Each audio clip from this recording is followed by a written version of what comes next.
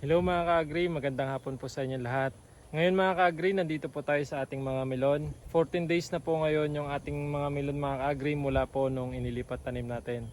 At ngayong hapon po mga ka-agri ay nag-aabono na po tayo ng ating pangalawang pag-aabono po. Bali yung binigay natin ngayon mga ka-agri ay 75 grams na 1620 at 75 grams din po na calcium nitrate. Ayan.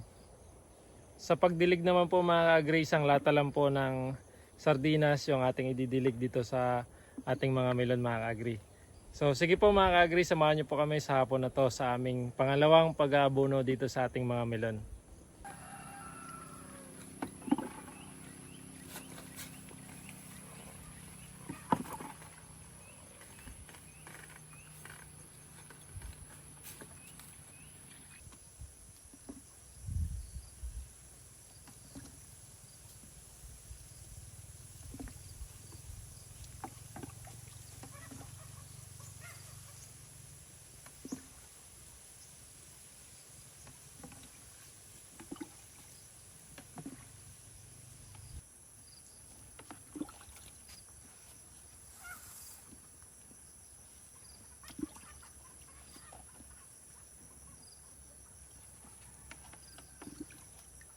Ayan, ganun lang po mga ka-agri yung pag-abuno natin. Bali, ito na po yung pangalawang pag-abuno natin mga ka-agri. 14 days na po sila mula po nung inilipat tanim natin. Ngayon po, nag-abuno tayo ng 1620, 75 grams, tsaka calcium nitrate na 75 grams din po.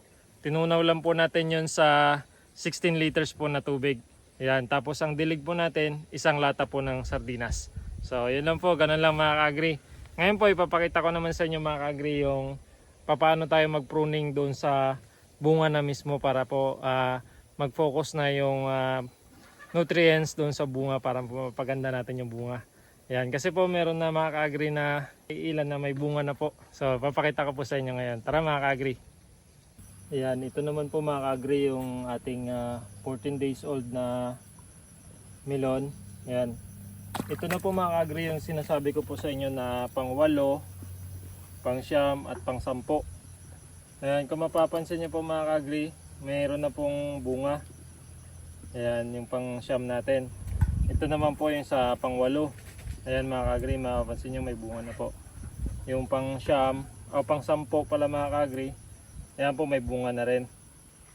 So, ang gagawin naman natin ngayon dito sa mga ka-agri sa mga sanga na to na may bunga na, dito po, ito po yung bunga. Ito mga ka-agri, tatanggalin na po natin to. Ayan, mag-iwan lang po tayo ng isang dahon dito mga ka-agri. Tapos i-pruning na rin po natin yung dulo niya. Tanggalin na po natin. So, ganun din po yung gagawin natin dito sa pang 8. Ayan po. Mag-iwan lang po tayo ng isang dahon. Tapos putulin na po natin dito. Kasi mga ka-agri, kung hindi po natin puputulin to, kakain pa po siya ng fertilizer o abono mga ka-agri. Kaya putulin na po natin para po makapag-focus na po yung nutrients dito sa ating bunga. Ayan, ganun din po dito sa pang 10 na sanga. Ayan, tanggalin na rin po natin. Ayan po. Ayan, bali iwan lang tayo ng isang dahon mga ka-agri.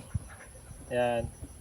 So mula po sa baba mga ka-agri, wala pa tayong pinasanga. Dito na po tayo nagpasanga sa pang 8 dahon. Ito po pang 8, pang 9, pang 10. Tapos po itong pang 11 mga ka-agri, pwede na rin po natin yan tanggalin. Ayan, kasi po hindi na tayo magpapabunga dyan. Pataas po hanggang sa dulo mga ka-agri. Ayan, ganoon lang po mga ka-agri yung gagawin natin. So para makapag-focus na po dito sa bunga yung nutrients po na kinakain ng ating halaman. Ayan. So ganun lang po mga ka-agri yung paraan ko para po maipaganda natin yung bunga ng ating melon. Ayan. So yun lang po mga ka-agri, no? Marami pong salamat sa inyong panonood.